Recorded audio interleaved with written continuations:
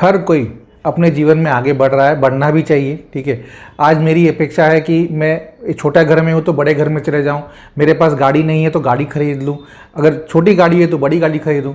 ठीक है, तो हर किसी की अपेक्षा होती है कि भाई अपनी ज़रूरतों से, जैसे जैसे मेरा इनकम बढ़ रहा है वैसे वैसे मेरी ज़रूरतें कम होती जाती है, मतलब नीड्स जो है, बेसिक नीड्स वो अपने आप ख़त्म होने लग जाती है और मेरे डिज़ायर्स बढ़ने लग जाते हैं। तो जब मेरा डिज़ायर्स बढ़ता है तो फिर मैं सोचता हूँ कि मेरा आज 1 BHK है तो 2 BHK ले लूँ, गाड़ी नहीं है तो गाड़ी 4 व्हीलर खरीद लूँ। तो ये अच्छी बात है सोचना। ठीक है, और अगर आप भी सोच रहे हैं कि गाड़ी खरीदना है आपको और गाड़ी लोन पर लेना चाहते हैं तो ये वीडियो को अंत तक ज़रूर देखिएगा, क्योंकि इससे आपको समझ में आएगा कि गाड़ी आप जब लोन पे ले रहे हो तो वो आपके लिए बर्डन ना हो जाए। ठीक है, क्योंकि ये आपकी गाड़ी जो है ये एक लग्जरी आइटम है। जब आप गाड़ी में बैठें तो आपको ये फील होना चाहिए कि आप एकदम रिलैक्स होकर लग्जरी चला रहे हैं, ना कि आप बोझा खींच रहे हैं या लोन अपना खींच रहे हैं और गाड़ी लेने के बाद में ऐसा ना हो जाए कि भैया आपके पास पेट्रोल भरने के लिए पैसा ना रहे। तो ये वीडियो अंत तक जरूर देखिएगा। नमस्कार, मैं हूं जितेंद्र दुबे और आप सभी का आपके अपने चैनल आस्क दुबे जी में स्वागत है। चलिए वीडियो शुरू करते हैं।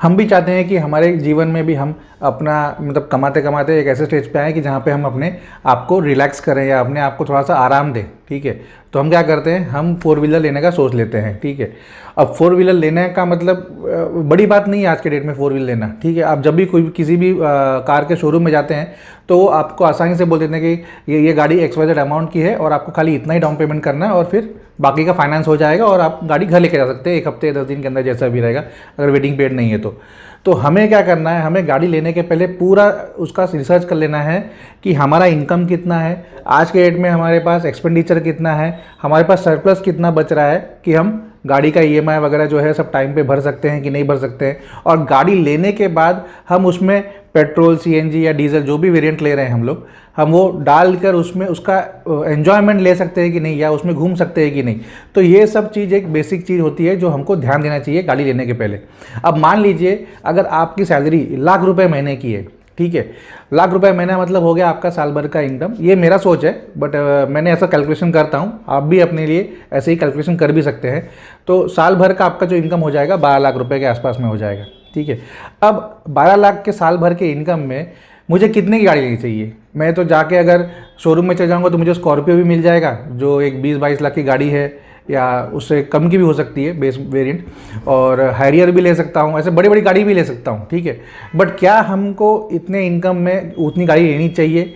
गाड़ी आपको मिल जाएगी, नो डाउट, आप यूज़ भी कर सकते हैं, लेकिन बाद में जब सर्विसिंग का टाइम आएगा अगर उसके कुछ पार्ट्स ख़राब होंगे तो वो भी बहुत ज़्यादा महंगे चले जाएंगे, तो आपके इनकम को सूट नहीं करेगा। ठीक है, तो मेरा मानना ऐसा है कि आपका जो भी करंट एनुअल इनकम है उसका आप 60 से 70% के हिसाब से गाड़ी लीजिए। मतलब अगर आपका साल का इनकम है लगभग 12 लाख रुपया, तो 60-70% होता है 7,20,000 से लेके 8.5 लाख, मतलब आप 7.5 से 8.5 लाख तक के गाड़ी खरीदिएगा। ठीक है, चाहे वो नई गाड़ी हो या जूनी गाड़ी हो। अब बहुत से रील्स भी ऐसे भी चलते हैं कि भैया 5 लाख में आप मर्सिडीज़ लीजिए। 5 लाख में दे तो देंगे सेकेंड हैंड मर्सिडीज़, बट क्या वो गाड़ी आप चला पाओगे? क्या अगर ख़राब हो गई तो क्या उसको रिपेयर कर पाओगे? क्या नहीं। तो बुद्धिमानी यही है कि आप अपने जेब को देखिए पहले, आपके जेब में कितना होल है या कितना खर्च आपकी जेब कर सकती है, वो हिसाब से आप गाड़ी खरीदिएगा।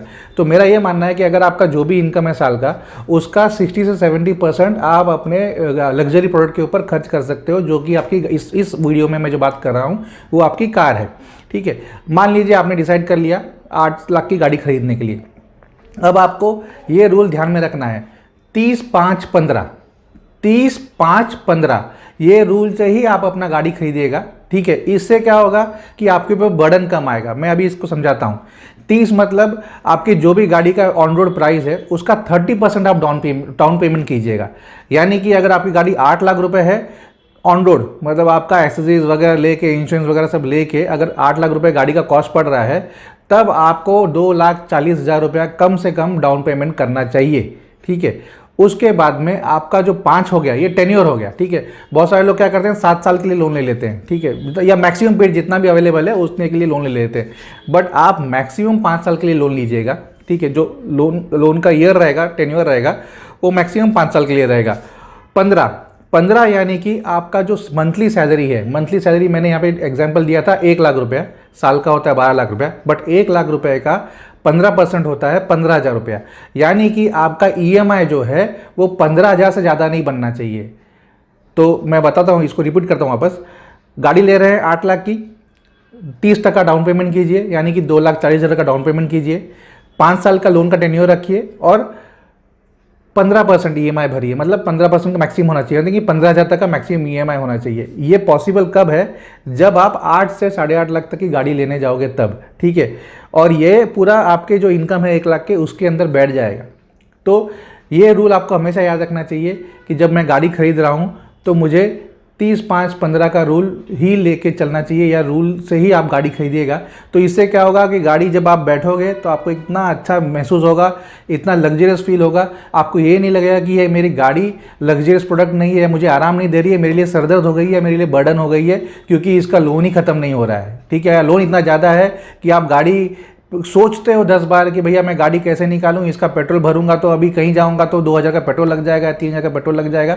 ये सोचने की आवश्यकता नहीं पड़ेगी आपको, अगर आप ये रूल से इस गाड़ी को लेने के लिए मैनेज करोगे तो जब भी आप लोन लें तो हमेशा ध्यान में रखिए कि भैया 30-5-15 का रूल से ही आपको लोन लेना है, ठीक है। अगर आपके बजट में गाड़ी नहीं बैठ रही है या इस रूल में नहीं बैठ पा रहे हो तो थोड़ा समय इंतज़ार कीजिएगा, वो आपके लिए बहुत ही अच्छा होगा। क्योंकि क्या है, जल्दबाजी में हम 50,000 डाउन पेमेंट कर देंगे और फिर गाड़ी लेके आ जाएंगे, फिर वो हमारे चलो EMI तो कट जाएगा, लेकिन फिर घर का जो खर्चा है, राशन पानी तो लगेगा भैया, बच्चे को फीस लगेगा ही, ठीक है। तो वो सब चीज़ आप मैनेज नहीं कर पाओगे। तो इसलिए मैं कहता हूँ जब भी थोड़ा सा लेट लीजिए, ठीक है, कोई प्रॉब्लम नहीं है।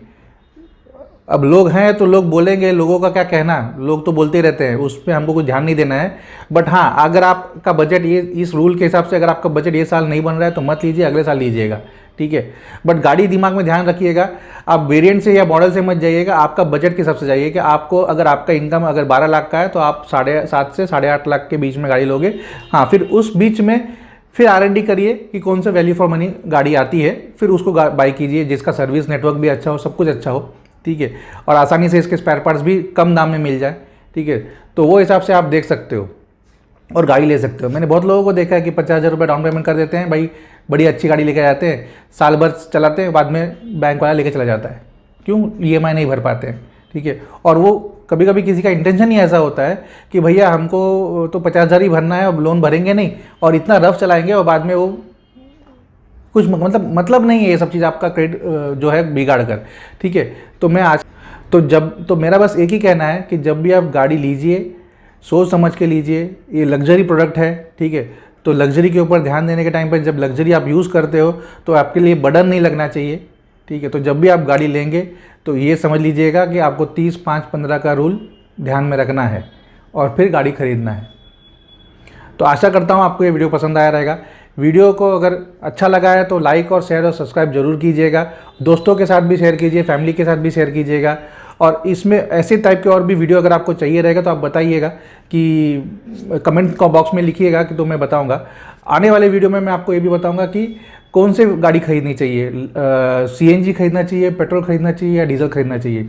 आशा करता हूँ वीडियो आपको पसंद आएगा। मिलेंगे अगले वीडियो में, तब तक के लिए हैप्पी इन्वेस्टिंग। जय हिंद।